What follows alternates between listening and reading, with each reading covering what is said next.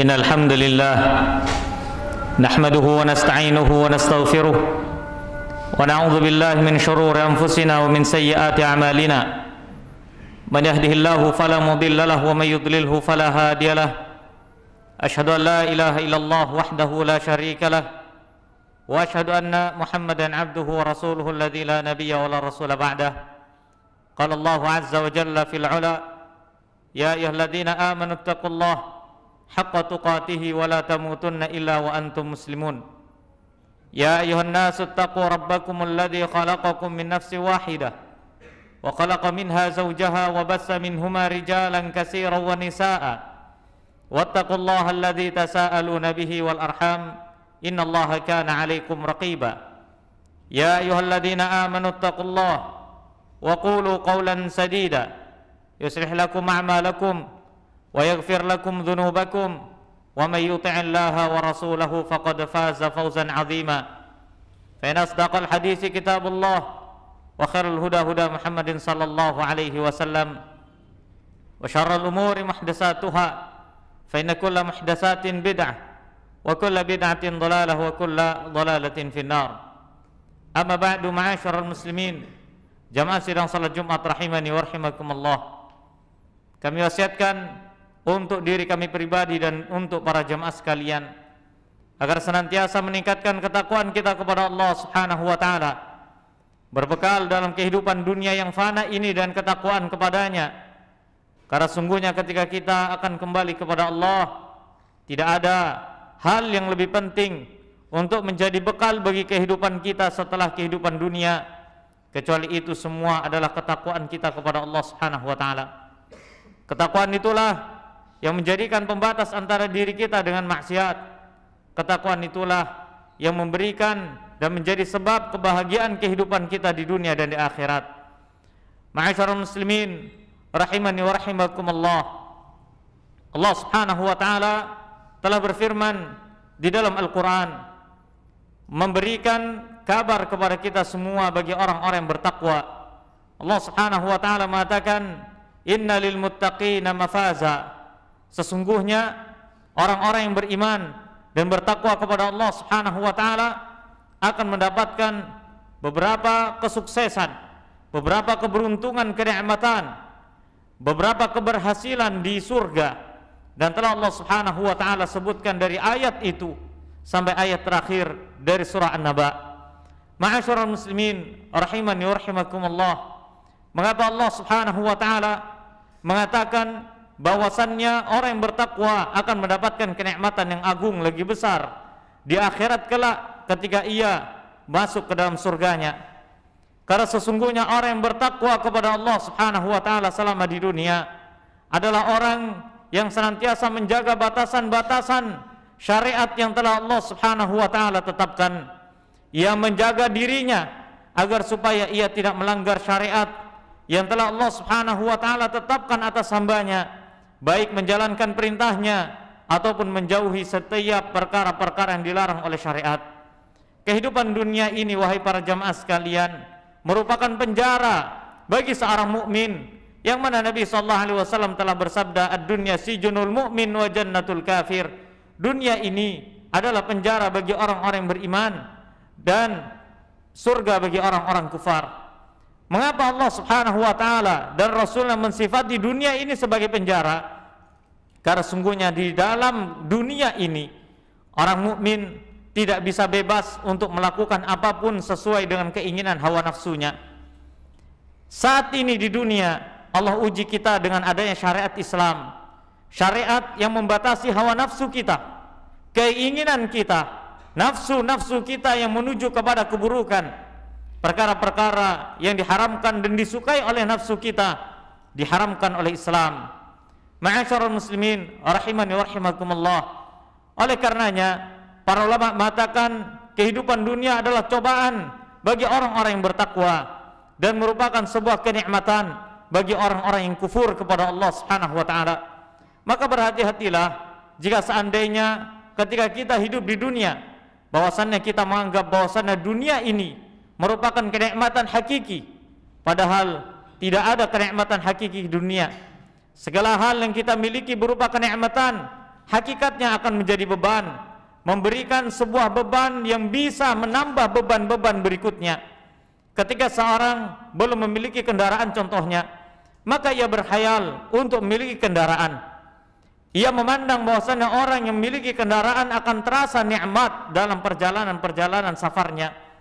Akan tetapi realitanya, ketika Allah Subhanahu wa taala telah meluaskan dunianya dan Allah telah memberikan kendaraan kepadanya, maka hakikatnya kendaraan yang Allah berikan tersebut ketika di dunia tetap akan menjadi cobaan dan ujian baginya.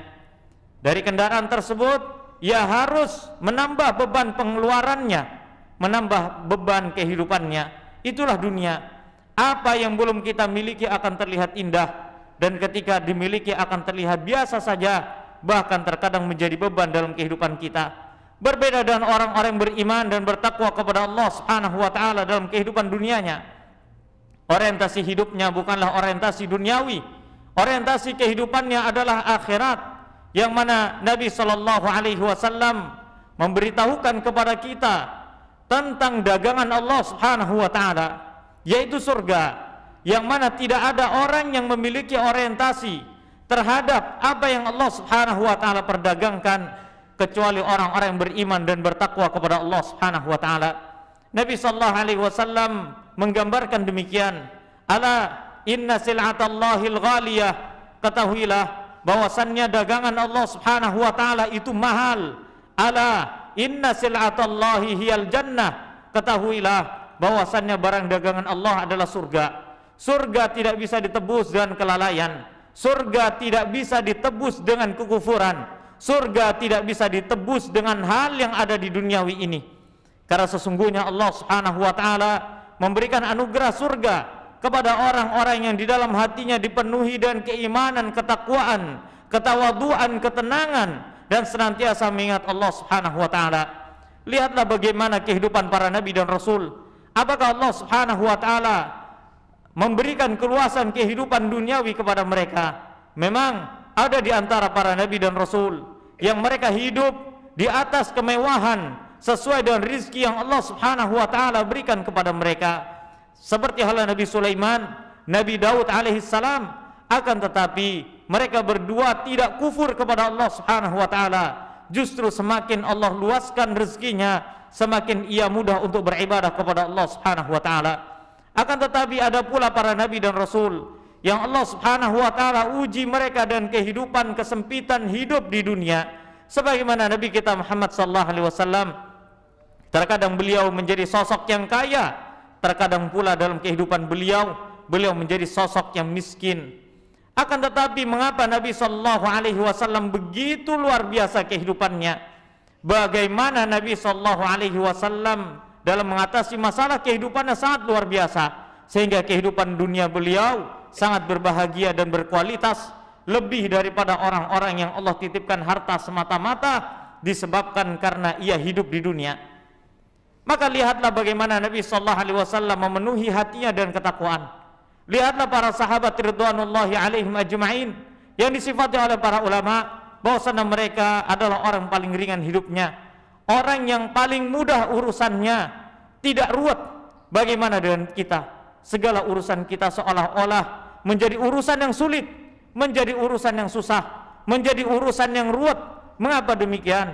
Karena tidak ada dalam hati kita ketakwaan kecuali sedikit.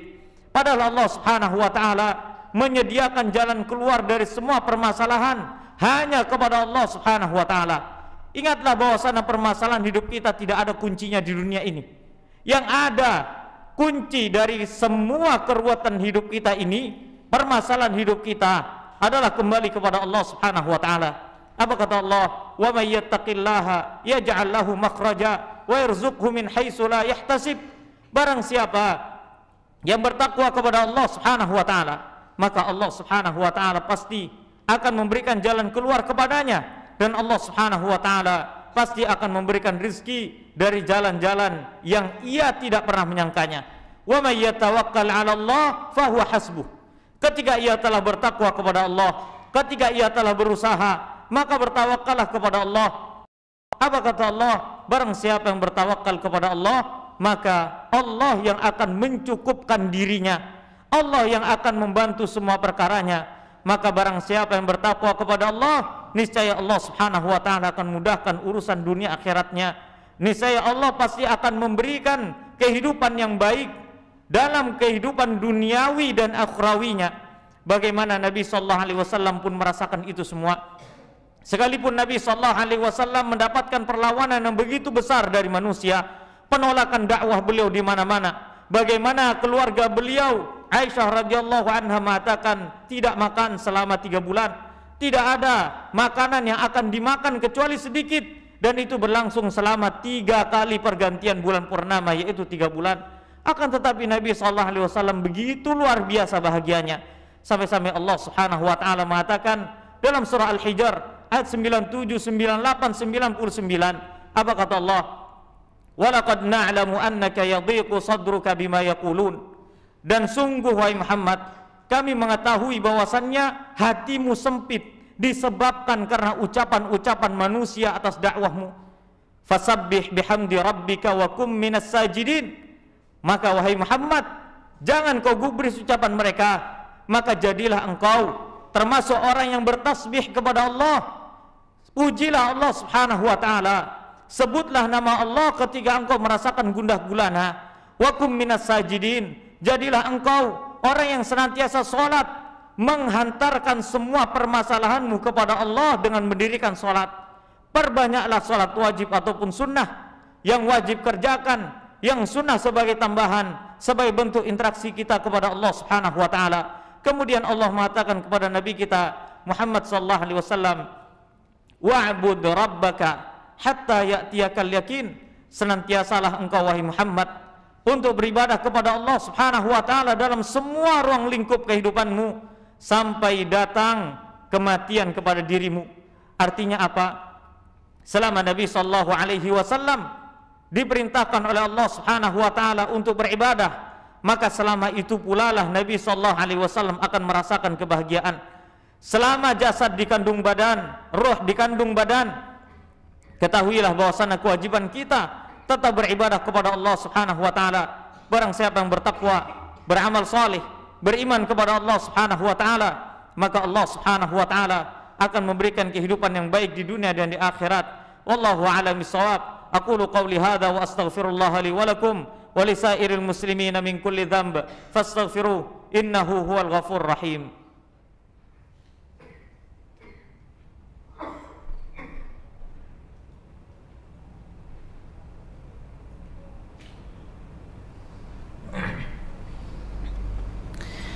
Alhamdulillahi rabbil alamin wal aqibatu lil muttaqin wala udwana illa 'alal zalimin wa nusalli wa nusallimu ala mab'usi rahmatan lil alamin sayyidina wa habibina wa syafi'ina wa maulana Muhammadin wa ala alihi wa ashabihi wat tabi'in wa man tabi'ahum bi ihsanin ila yaumiddin. Amma ba'du.